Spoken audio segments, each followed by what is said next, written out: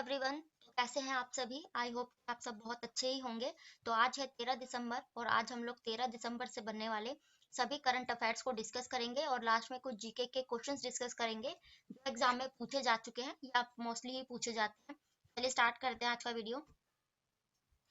आज का अपना फर्स्ट क्वेश्चन है, यूनिसेफ दिवस कब मनाया जाता है? आप लोग जानते हैं UNICEF United Nations federation of children, तो यानी कि अंतर्राष्ट्रीय बाल कोष, ये जो है ना यूनाइटेड नेशंस के देशों ने ही इसकी स्थापना की थी। तो ये 8 दिसंबर को यूनिसेफ सॉरी 11 दिसंबर को यूनिसेफ ने अपना जो है स्थापना दिवस मनाया है, क्योंकि इसी दिन जो है इसकी स्थापना हुई थी 11 दिसंबर को।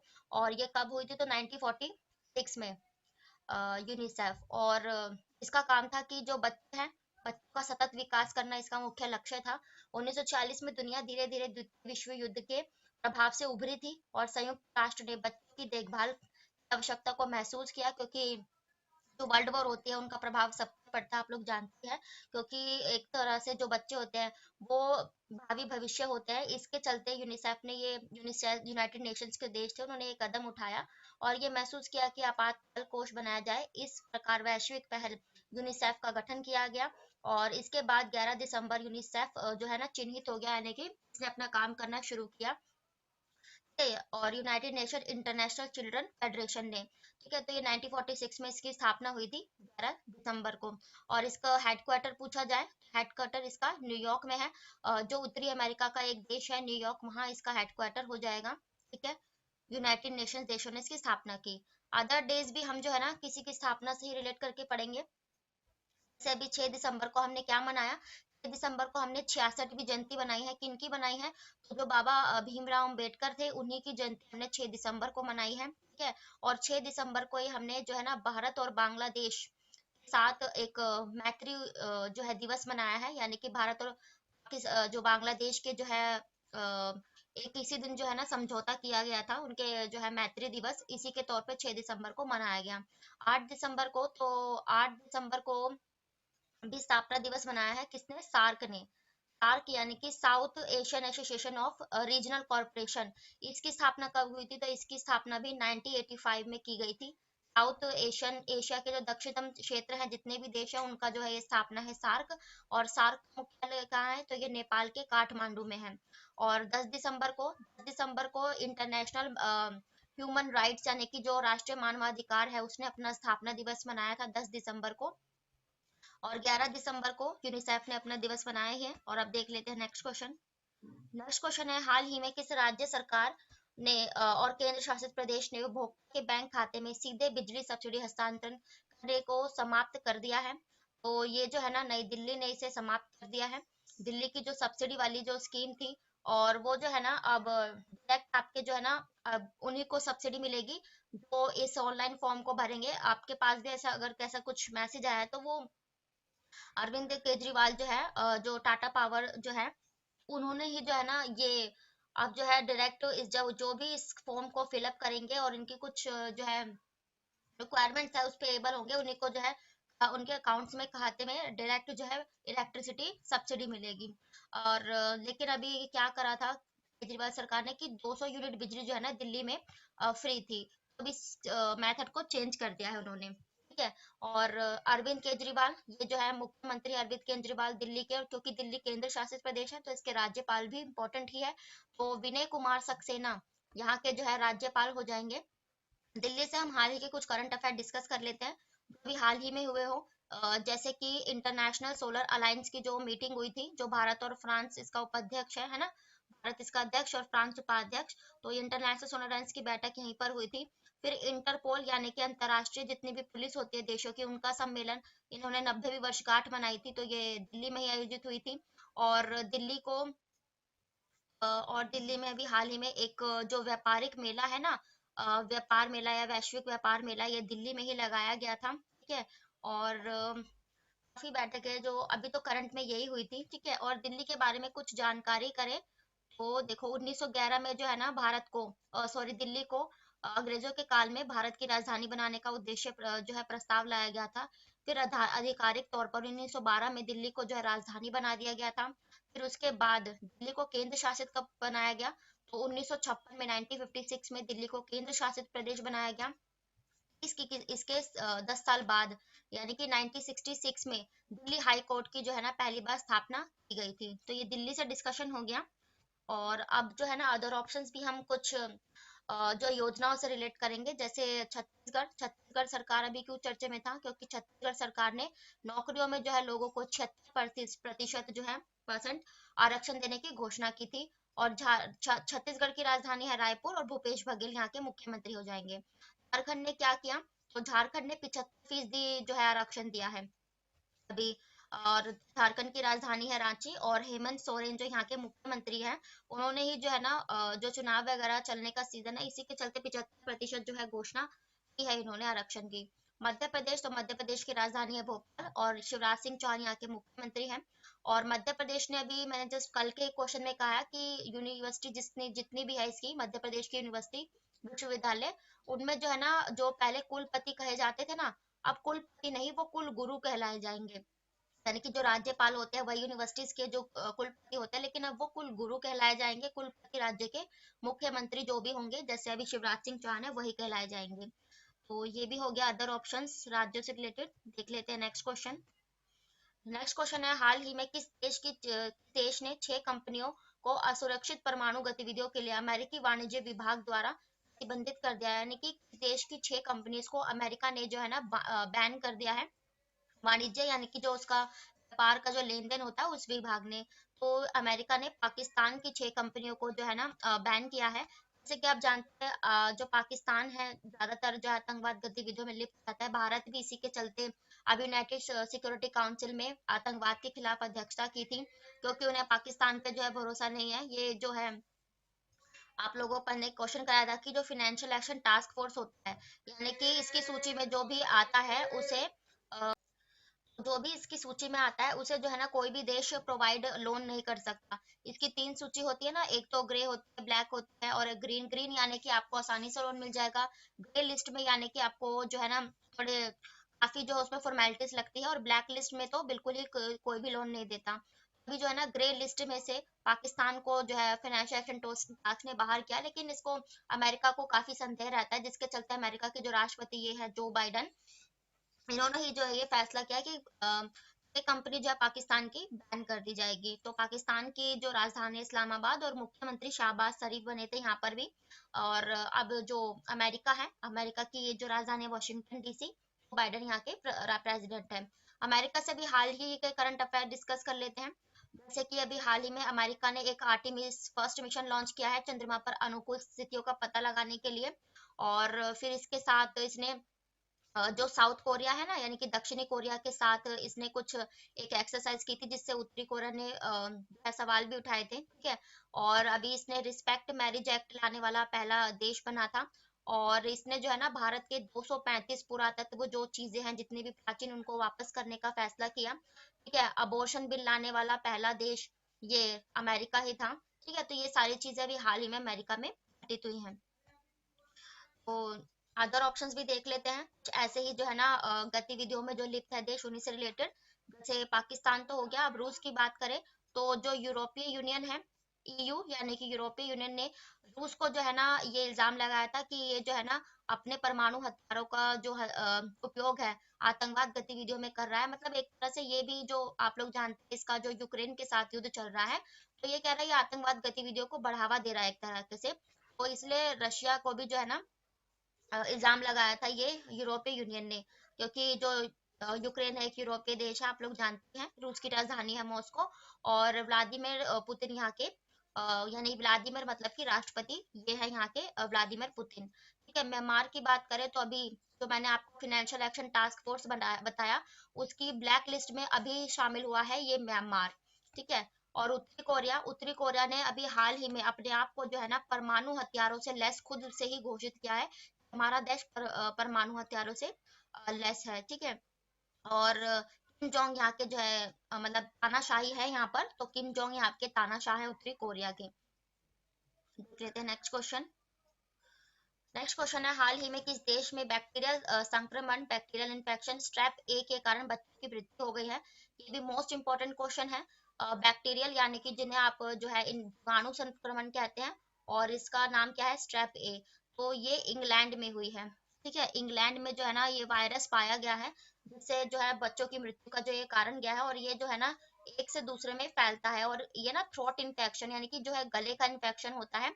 और जब बच्चे जो है खांसते हैं या छींकते हैं, तो जब जैसे इस चाइल्ड ए ने चाइल्ड बी, मतलब कि इसने खांसा और छींका, और अगर ये इसके पास खड़ा है, तो ये इन्फेक्शन इसमें भी ट्रांसमिट हो जाएगा। ठीक है, और फिर ये ह्यूमन सेल्स में जाता है, स्ट्रेपे बैक्टीरिया, और इसके फिर ये जो है ना हमारी बॉडी सेल्स को प्रभावित करना शुरू कर देता है ये वायरस।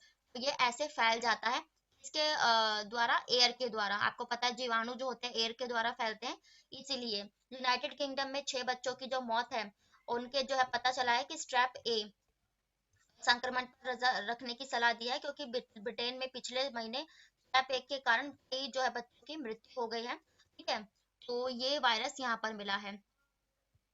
और इंग्लैंड की बात करें तो इसको मैप से डिस्कस करेंगे। इंग्लैंड की बात करें तो ये जो है ब्रिटेन में आता है ना। और आप लोग जानते हैं जो यूनाइटेड किंगडम, ये 4 देशों से मिलकर बना हुआ है।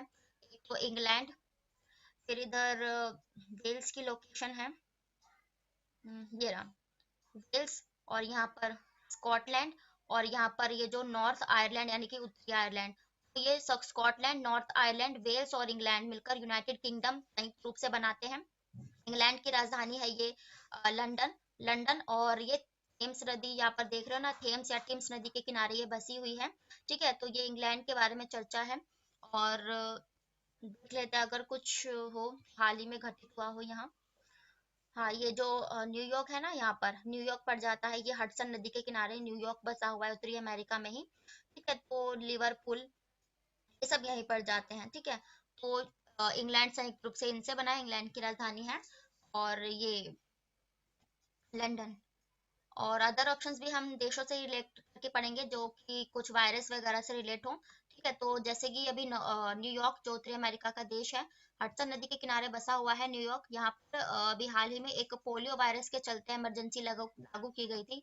मैंने कराया भी था आपको, न्यूयॉर्क में पोलियो वायरस के चलते, क्योंकि पहले जो अमेरिका को पोलियो वायरस मुक्त घोषित कर दिया गया था, लेकिन दोबारा से बहुत ज्यादा मामले इसके देखे जाने लगे, तो इसके चलते इमरजेंसी भी लगाई गई थी। और ऑस्ट्रेलिया की बात करें तो ऑस्ट्रेलिया में भी हाल ही में आप लोग जानते हैं जो ग्रेट बैरियर रीफ है इसकी, यानी कि जो प्रवाल भित्तियों का पूरे देश में सबसे बड़ा जो स्थल है, वो ग्रेट बैरियर रीफ है। तो यहीं पर अभी जो है ना काले जीवाणु यानी कि ब्लैक, आप लोग प्रवाल भित्तियां कह सकते हो, तो ब्लैक प्रवाल भित्तियां ये ऑस्ट्रेलिया में ही पाई गई थी। ऑस्ट्रेलिया की राजधानी है कैनबरा, और एंथनी एल्बनीज यहाँ के प्रधानमंत्री हैं। और इंग्लैंड का तो डिस्कशन हो ही गया। भारत की बात करें तो भारत में अभी कौन सा वायरस, तो आप लोगों को पता होगा एक मोंकी वायरस बहुत चर्चा में था, और अभी हाल ही में इसी हफ्ते इसका नाम बदलकर क्या कर दिया गया, इसका नाम एम पॉक्स कर दिया गया है। एम यानी मंकी, पॉक्स तो मतलब M pox virus, monkey pox को कर दिया गया है। ठीक है, तो ये वायरस भारत में आया था। ठीक है, मंकी पॉक्स पहले बंदरों में होता था, लेकिन फिर ये इंसानों में फैलने लगा था। तो देख लेते हैं नेक्स्ट क्वेश्चन। नेक्स्ट क्वेश्चन है, हाल ही में किस संगठन ने चोटों और हिंसा को रोकने के लिए एक अवलोकन नामक रिपोर्ट जारी की है। तो ये एक ऐसी रिपोर्ट है जैसे जितनी भी जो बच्चों के खिलाफ या किसी के भी खिलाफ जो हिंसा होती है, देखा गया है कि उनसे भी काफी मृत्यु का कारण बनते हैं। तो ये WHO यानी कि वर्ल्ड हेल्थ ऑर्गेनाइजेशन ने जो है अभी ये रिपोर्ट रिलीज की थी, preventing injuries and violence and overview, यानी कि जितनी भी हिंसा वगैरह होती है देश में, चाहे वो किसी के भी साथ हो, तो वो उससे भी कई जो है ना मृत्यु का कारण बनते हैं। तो ये वर्ल्ड हेल्थ ऑर्गेनाइजेशन ने, WHO ने ये रिपोर्ट रिलीज की थी। WHO की बात आई है तो इसकी स्थापना कब हुई थी, तो इसकी स्थापना 1948 में हुई थी, और इसका मुख्यालय मुख्यालय ये स्विट्जरलैंड के ज्यूरिक में इसका जो मुख्यालय है, स्विट्जरलैंड जो एक यूरोपीय देश है। तो WHO और WHO की रिपोर्ट जारी की है। अदर ऑप्शंस भी जो हम संगठन से रिलेट करके पढ़ेंगे, जैसे यूनाइटेड नेशंस ऑर्गेनाइजेशन ने क्या रिपोर्ट जारी की थी, तो इसने ये हाल ही में रिपोर्ट जारी की थी कि 2030 तक जो अपना इंडिया है, वो चाइना की जो है ना संख्या, जनसंख्या यानी कि आबादी को पीछे छोड़ते हुए जनसंख्या के मामले में सबसे विश्व में पूरे जो है देश सबसे नंबर 1 पे आ जाएगा जनसंख्या के मामले में 2023 तक। यूनाइटेड नेशंस ऑर्गेनाइजेशन, इसकी स्थापना 24 अक्टूबर 1945 को की गई थी। एंटोनियो गुटेरेस यहाँ के हेड है यानी कि अध्यक्ष है। वर्ल्ड बैंक ने भी अभी हाल ही में जो है रिपोर्ट जारी की थी, जिसके चलते इसने भारत की जो है ग्रोथ रेट बताई थी 6.5%। ठीक है, वर्ल्ड बैंक, इसकी स्थापना 1944 में हुई और वाशिंगटन डीसी में इसका मुख्यालय है। ठीक है, और डेविड कमाल पासा इसके अध्यक्ष हो जाएंगे। आरबीआई की बात करें तो RBI reserve bank of India ने अभी हाल ही में अपनी जो रेपो रेट दर है वो बढ़ा दी है, और रेपो रेट दर इन्होंने बढ़ाकर कितनी कर दी है, तो ये 6.25% कर दी है। और रिजर्व बैंक ऑफ इंडिया की स्थापना 1935 में हुई और इसका हेडक्वार्टर मुंबई में है। और अभी हाल ही में इसके जो गवर्नर है शशिकांत दास हो जाएंगे। देख लेते हैं नेक्स्ट क्वेश्चन। नेक्स्ट क्वेश्चन है, हाल ही में विश्व बैंक द्वारा 2022-23 के लिए भारत के सकल घरेलू उत्पाद का क्या अनुमान लगाया गया है। देखिए, जो भारत का ये जो वर्ल्ड बैंक है, ये जीडीपी ग्रोथ है ना, मैंने अभी बताई थी आपको नेक्स्ट पिछले क्वेश्चन में, वो 2021-22 के लिए थी। अब इसने 2022-23 के लिए हमारी ग्रोथ रेट बताई है, तो ये कितनी कर दिया इसने, 6.9। अभी जो 2020 से 21 के लिए बताई थी, 21-22 के लिए, वो 6.5 थी। 22-23 के लिए इसने हमारी ग्रोथ रेट 6.9% बताई है। ग्रोथ रेट यानी कि जो जीडीपी होता है, ग्रोस डोमेस्टिक प्रोडक्ट है ना, तो विश्व बैंक ने चालू वित्त वर्ष 2023 के लिए भारत के लिए सकल घरेलू उत्पाद की जो वृद्धि का अनुमान 6.5 से बढ़ाकर अब 6.9% कर दिया गया है। 21-22 के लिए 6.5% थी। वर्ल्ड बैंक हम डिस्कस कर ही चुके हैं, तो पहले इसने हमारा 21-22 के लिए ग्रोथ रेट 6.5 लगाया था, और अब 2023 के लिए 6.9%। और अभी हाल ही में इसी वर्ल्ड जो आरबीआई है, आरबीआई ने जो अपनी बैंक रेट है, यानी कि जो रातों रात बैंकों को जो लोन चाहिए होता है आरबीआई से, तो बैंक रेट आरबीआई ने कितनी कर दी है, 6.50% कर दी गई है। Repo rate 6.25%। 7.0 तो अभी एक एडीबी जो बैंक है, एशियन डेवलपमेंट बैंक, इसने भारत की जीडीपी कितनी बताई थी, तो वो 7.0 बताई थी इस साल के लिए। नेक्स्ट क्वेश्चन देख लेते हैं। नेक्स्ट क्वेश्चन, और ये भी इंपॉर्टेंट क्वेश्चन है, हाल ही में नाबार्ड के अध्यक्ष के रूप में किसे नियुक्त किया गया है। देखो, नाबार्ड यानी कि नेशनल जो है ना, राष्ट्रीय कृषि और जो है अनुसंधान, ये जो बैंक है नाबार्ड, इसके जो बन गए हैं ये शाजी केवी बन गए हैं।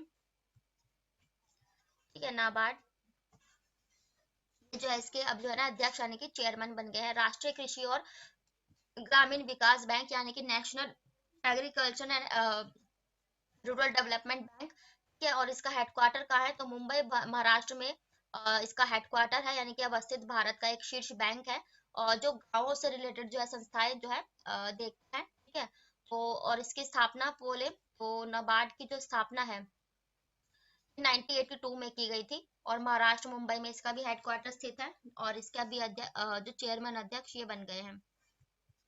अदर ऑप्शंस भी हम डिस्कस करेंगे जो हाल ही में कोई अध्यक्ष बने हो, जैसे पीटी उषा, हमारे जो भारतीय ओलंपिक संघ है, इंडियन ओलंपिक कमेटी की जो अध्यक्ष बन गई हैं, पीटी उषा बन गई हैं।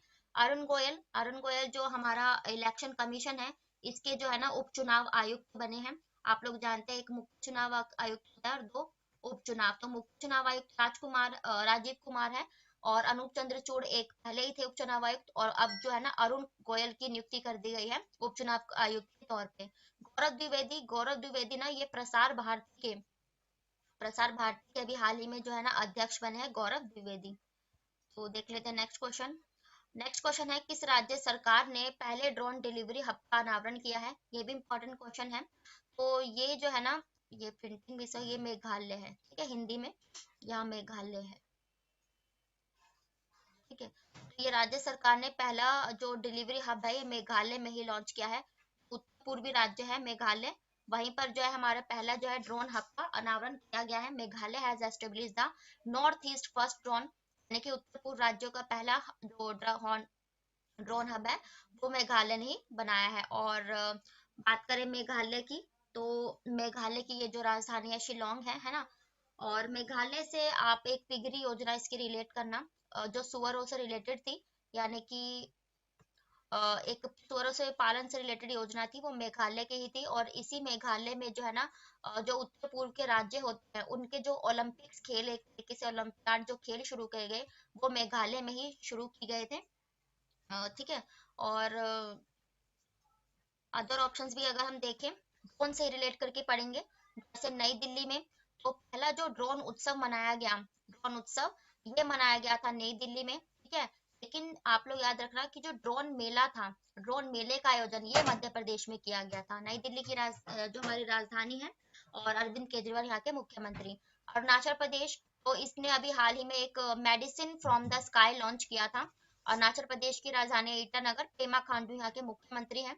तो इसने मेडिसिन फ्रॉम द स्काई, ये भी एक ड्रोन नीति थी, यानी कि इसने ड्रोन के द्वारा मेडिसिन जो है प्रोवाइड कराई थी। हिमाचल प्रदेश, तो ड्रोन नीति को अपनाने वाला हमारा भारत का जो पहला राज्य है वो हिमाचल प्रदेश ही था। हिमाचल प्रदेश में आप लोग जानते हैं अभी हाल ही में विधानसभा चुनाव भी हुए हैं, और अभी जो है इसके जो पहले थे जयराम ठाकुर इसके जो है मुख्यमंत्री थे, अब जो है ना सुखविंदर सिक्खू बन गए हिमाचल प्रदेश के, और इसकी राजधानी है शिमला।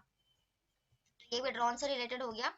नेक्स्ट क्वेश्चन है, ये वही क्वेश्चन आ गया, मैंने ऐड किया था कि हाल ही में जो गुजरात विधानसभा चुनाव किस पार्टी में जीत हासिल की, आप लोग जानते हैं जो बीजेपी है, भारतीय जनता पार्टी, उन्होंने एक बार फिर से गुजरात में जो है ना विधानसभा चुनावों में जीत हासिल की है। गुजरात में फिर से बीजेपी की सरकार है, और विधानसभा जो चुनाव हुए, ठीक है, इसमें से ना 182 सीटें थी, और उसमें से 182 सीटों में से 156 सीटें जो है बीजेपी ने हासिल की, ठीक है, मोदी जी ने, और ये चुनाव कराए गए थे। अदर भी हम जो पार्टी से रिलेट करके ही पढ़ेंगे, जैसे कि अभी अब आम आदमी पार्टी जो अरविंद केजरीवाल जी की है, तो आम आदमी पार्टी ने अभी जो दिल्ली में जो चुनाव हुए हैं, एमसीडी चुनाव हुए हैं, तो कई जगह पर, ज्यादा से ज्यादा जगह पर आम आदमी पार्टी की सरकार बनी है। बीजेपी हो गया, और कांग्रेस, कांग्रेस ने भी जो है ना हिमाचल प्रदेश में जो है जीत हासिल की है इन्हीं विधानसभा चुनावों में। इसके चलते मैंने अभी बताया कि जो सुखविंदर सिंह यहाँ के अब मुख्यमंत्री बन गए हैं। समाजवादी पार्टी, ये आप लोग जानते हैं समाजवादी पार्टी भी है, तो इन्होंने कोई अभी हासिल नहीं की, जस्ट जो अखिलेश यादव है इनकी जो है चर्चा में रहते हैं, इसलिए आप लोग याद करें अखिलेश यादव समाजवादी पार्टी से है। नेक्स्ट क्वेश्चन है, किस राज्य में देश का दूसरा पनडुब्बी संग्रहालय, संग्रहालय यानी कि जो एक सबमरीन म्यूजियम बनाया जाएगा, वो बनाया जाएगा पश्चिम बंगाल में, क्योंकि आप लोग जानते हैं समुद्र से रिलेटेड जो एरिया पड़ जाता है हमारे भारत का पश्चिम बंगाल, वहीं पर ये सबमरीन बनाया जाएगा। और पश्चिम बंगाल की बात करें तो पश्चिम बंगाल की राजधानी क्या है, कोलकाता, और ममता बनर्जी यहाँ की मुख्यमंत्री हो जाएंगी। और पश्चिम बंगाल से अभी हम जो है करंट के अफेयर डिस्कस करें, तो मैंने आपको बताया 6 दिसंबर को मैत्री दिवस हमने बांग्लादेश के साथ ही सॉरी पश्चिम बंगाल के साथ बनाया है, ठीक है। और उसके बाद कोलकाता में, पश्चिम बंगाल के कोलकाता में जो पहली अंडर वाटर मेट्रो चलेगी भारत की, ये कोलकाता में ही चलेगी। और अभी पश्चिम बंगाल की एक लक्ष्मी भंडार योजना थी, तो लक्ष्मी भंडार योजना को जो है ना सर्वश्रेष्ठ पुरस्कार मिला था, यानी कि इसको ना स्कॉच पुरस्कार से सम्मानित किया गया था, ठीक है। तो ये सभी हाल ही में पश्चिम बंगाल में हुए थे, ठीक है। और एक आप याद करना कि ये जो एनजीटी है, यानी कि नेशनल ग्रीन ट्रिब्यूनल, इसकी स्थापना 2010 में हुई। इसने जो है ना इसी पश्चिम बंगाल पर 3500 करोड़ का जुर्माना लगाया था, यानी कि इसने जो अपने कचरे वगैरह का रख रखाव सही से नहीं किया, इसी के चलते लगाया गया था। और पनडुब्बियों से रिलेट करके पढ़ेंगे या कोई म्यूजियम से, तो देखो पहला अभी जो दूसरा संग्रहालय पश्चिम बंगाल में, लेकिन फर्स्ट कहाँ बना था, तो ये फर्स्ट बना था आंध्र प्रदेश में, आंध्र प्रदेश के विशाखापट्टनम में, अब दूसरा पश्चिम बंगाल में। हरियाणा में किसका म्यूजियम बनाया गया, देखो राखी गढ़ी जो स्थल है, जो सिंधु सभ्यता का एक स्थल है राखी गढ़ी, तो हरियाणा में उसका सबसे बड़ा म्यूजियम बनाया गया। हरियाणा की राजधानी है चंडीगढ़, और मनोहर लाल खट्टर यहाँ के मुख्यमंत्री है। आंध्र प्रदेश की बात करें तो वही तो पहला जो दूसरा पहला पनडुब्बी म्यूजियम आंध्र प्रदेश, आंध्र प्रदेश की राजधानी है ये अमरावती, और इसकी जो जगन मोहन रेड्डी यहाँ के मुख्यमंत्री हैं। तेलंगाना, तेलंगाना भी इसलिए में चर्चे में था, तेलंगाना की राजधानी है हैदराबाद, और इसी हैदराबाद में जो रिलायंस जियो के कंपनी के मालिक है, तो पहला मल्टी मॉडल लॉजिस्टिक पार्क की स्थापना जो है, नहीं, मल्टी मॉडल लॉजिस्टिक पार्क नहीं, एक सेकेंड, तेलंगाना में मल्टी मॉडल लॉजिस्टिक पार्क तो चेन्नई में खुला है। तेलंगाना में जो पहला गोल्ड एटीएम बनाया गया, यानी कि जो सोने के सिक्के खरीदने का जो एटीएम बनाया गया, पहला गोल्ड एटीएम मैंने कराया भी था, ये तेलंगाना के हैदराबाद में बनाया गया है, ठीक है। तो ये थे आज के आपके डेली के करंट अफेयर्स। अब हम जल्दी से डिस्कस कर लेंगे 10 इंपॉर्टेंट जीके के क्वेश्चंस को, और ये भी सभी कॉम्पिटिटिव एग्जाम्स के लिए होंगे, भी आप वनडे एग्जाम देते हो, एसएससी, रेलवे, बैंकिंग, एनटीपीसी, उन सभी के लिए। तो देख लेते फर्स्ट क्वेश्चन। पहला क्वेश्चन है शॉटोगुई सिंधु घाटी सभ्यता किस स्थान पर स्थित है? ये जो शॉटोगुई सभ्यता है ये अफगानिस्तान में स्थित है। आप लोग जानते हैं कि जो सिंधु घाटी सभ्यता है ये भारत के जो है ना भारत पाकिस्तान से लेकर थोड़ा सा इसका क्षेत्र अफगानिस्तान में भी आता है। तो ये यहाँ तक फैली हुई है, ठीक है, सिंधु घाटी सभ्यता। और ठीक है, तो ये यहाँ पर अफगानिस्तान में हो जाएगा। और पाकिस्तान में, तो पाकिस्तान में हड़प्पा सिंधु घाटी सभ्यता एक जो हड़प्पा सभ्यता है और मोहनजोदड़ो, ये पाकिस्तान में स्थित हो जाएंगी। ठीक है, ये सभ्यता है। केरल में मैंने इसलिए रखा है कि जो घाटी से रिलेटेड ये एक शांत घाटी पूछी जाती है, यानी कि साइलेंट वैली, ये केरला में हो जाएगी। हिमाचल प्रदेश में तो एक पिन वैली, ये हिमाचल प्रदेश में है, पिन वैली आप लोगों ने पढ़ा होगा। और सिंधु घाटी सभ्यता के बारे में बात करेंगे।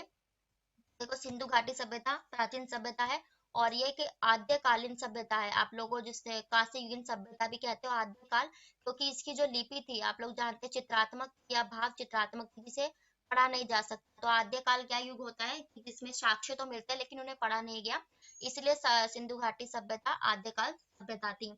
और अदर कुछ बात करें तो पूछा जाता है कि इसका जो मेन मेन है, जैसे कालीबंगा राजस्थान में, धोलावीरा और जो लोथल गुजरात में, लोथल इसका बंदरगाह था। तो कुछ ऐसे स्थल पूछे जाते हैं, तो ये भी आप लोग याद रख लेना। और पूछा जाता है इसका सबसे उत्तरी बिंदु क्या है? तो इसका सबसे उत्तरी बिंदु जम्मू और कश्मीर में स्थित है, ये मांडू जिले में स्थित है। और इसका अगर सबसे दक्षिण पॉइंट पूछा जाए तो ये दहमदाबाद है, और ये कहाँ पर है? तो ये महाराष्ट्र में पड़ जाता है।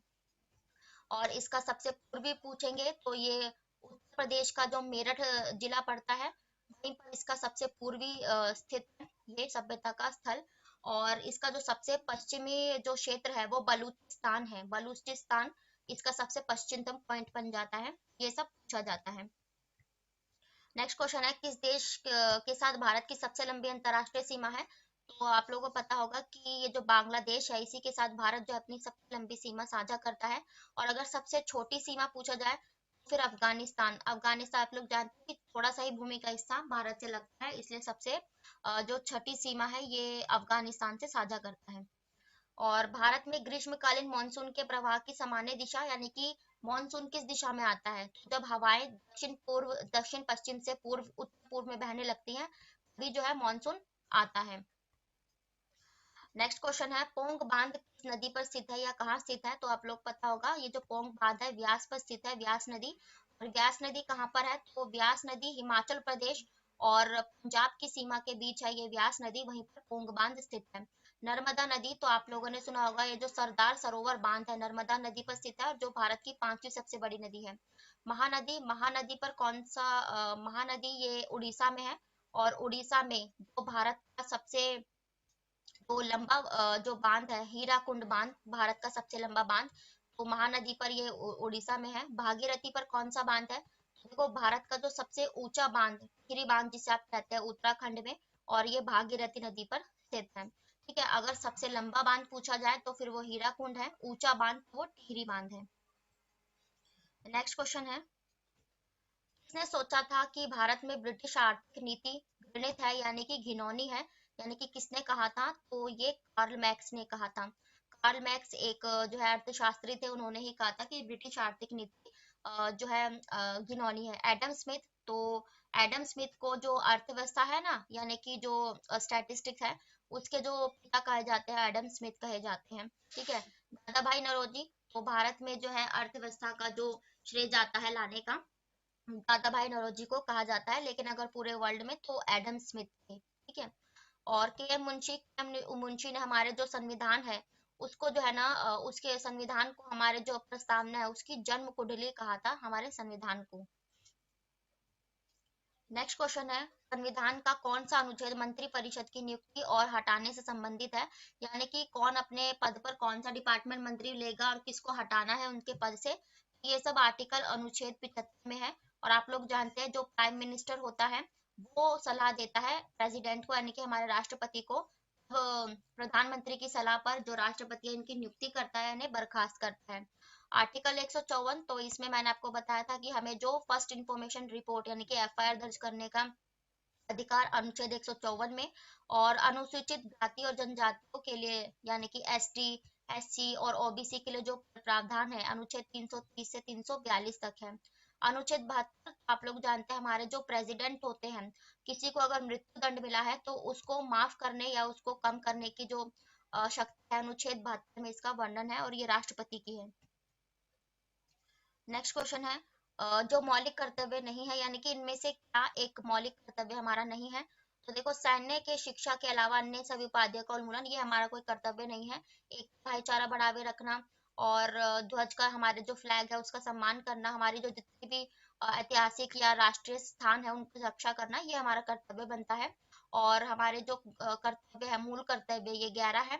और आप लोगों को पता होगा जो 42वें संशोधन 1976 के द्वारा मौलिक कर्तव्यों को जोड़ा गया था। और ये जो है ना, सरदार स्वर्ण सिंह समिति पे ये जो जोड़े गए थे, पूछा जाता है। तो सरदार स्वर्ण की समिति की जो जरिए इनको जोड़ा गया था संविधान में। नेक्स्ट क्वेश्चन है, शक्तियों का विभाजन और स्वतंत्र न्यायपालिका, इसकी दो विशेषता है। तो आप लोग जानते हैं कि जो हमारा जो भारत का सरकार का संघीय स्वरूप है, उसमें जो है स्वतंत्र न्यायपालिका दी गई है, इसलिए सरकार का संघीय स्वरूप में ही शक्तियों का विभाजन और न्यायपालिका है। तो नेक्स्ट क्वेश्चन है, सरकार की कैबिनेट प्रणाली सबसे महत्वपूर्ण विशेषता क्या है? तो देखो, कैबिनेट प्रणाली की प्रमुख विशेषता है कि ये सामूहिक तौर पर जिम्मेदार होती है, यानी कि लोकसभा, राज्यसभा, तो उन सब के लिए ये जिम्मेदार है। ठीक है। लोकल गवर्नमेंट यानी कि स्थानीय शासन किसकी विशेषता है? तो जो लोकसभा यानी कि जो लोकतंत्र होता है, यानी कि डेमोक्रेसी, इसकी जो सबसे महत्वपूर्ण विशेषता स्थानीय सरकार है। नेक्स्ट क्वेश्चन है, राष्ट्रीय विकास परिषद में कौन शामिल होता है? तो मैंने आपको बताया था कि हमारे राज्यों के, देश के, भारत के सभी राज्यों के जितने भी prime minister, sorry chief minister यानी कि जो मुख्यमंत्री होते हैं, वो राष्ट्रीय विकास परिषद में शामिल होते हैं, सारे मुख्यमंत्री। तो ये थे आज के आपके डेली के करंट अफेयर्स और स्टैटिक जीके के प्रश्न। और मैंने जितने भी अदर फैक्ट या जीके बन सकते हैं उन सबको जो है कवर किया है। और वीडियो पसंद आए तो लाइक करें, चैनल को सब्सक्राइब करें ताकि नोटिफिकेशन आप तक पहुंच सके। थैंक यू वेरी मच, फिर मिलते हैं नेक्स्ट वीडियो के साथ, तब तक के लिए बाय, राधे राधे।